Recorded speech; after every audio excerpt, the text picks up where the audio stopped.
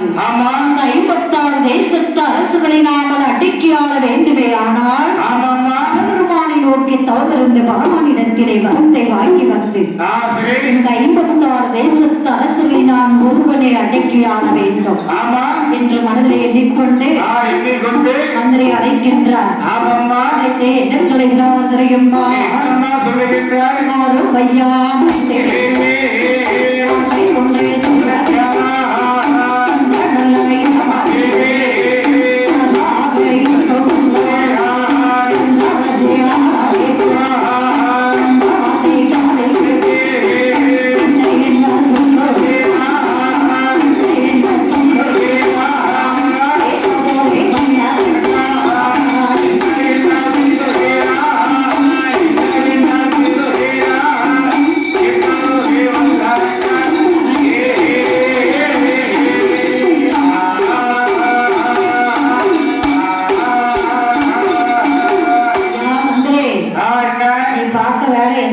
தெரியுமா? ஓலை யார்கிட்டப்பா கொடுத்துட்டு வர சொன்னேன்? சிந்து நாட்டு அரசிடம் மட்டும்தான் கொடுக்க சொன்னேன். அங்க பாரு 56 தேசத்து அரசனை என் மீது படையெடுக்க துணிந்து விட்டார்கள். என்னிடமோ போதுமான படைகள் கிடையாது. சோத்து படைப்பு பந்தின்னு சொல்லி பாரு, முந்தும் பிந்தும் படையெல்லாம் வச்சிருக்கேன்.